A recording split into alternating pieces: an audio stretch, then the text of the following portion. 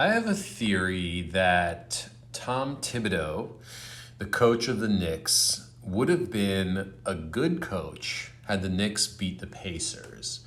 But the fact that the Knicks lost to the Pacers makes Tom Thibodeau, in fact, a bad coach. Now, I don't really know whether or not Tom Thibodeau is a good or a bad coach. I'm not one of these like analytically minded NBA people who can really look at the X's and O's and get a super nuanced understanding of his kind of gameplay and stuff like that and his sort of strategies. But I do know that whatever he's doing, has got the Knicks to the Eastern Conference Finals and within 2 games of getting to the finals. And, they have a pretty light team, meaning they're top heavy. They don't have that many great players outside of their first 5 or 6, maybe 7.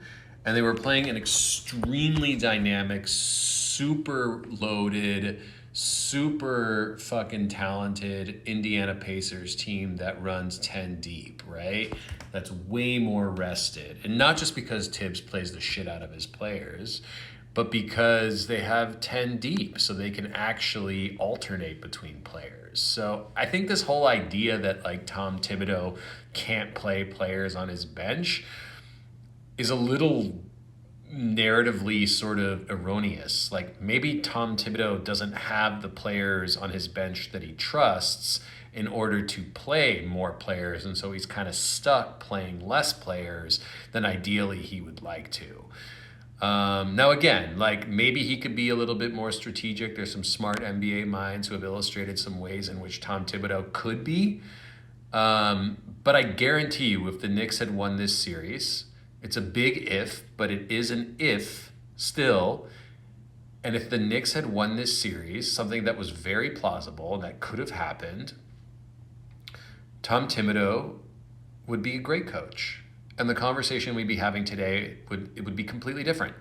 It would be, wow, Tom Thibodeau made some incredible adjustments, played Landry Shamet, really knew how to press the levers of the different players on his team and sort of play them in just the right amounts to get them to the finals. Now, there's no way that the Knicks would have beaten the Thunder anyways, but who knows, man? Maybe the Pacers can actually play this team. By this team, I mean the Thunder. Nobody, the experts, quote unquote experts, seem to know that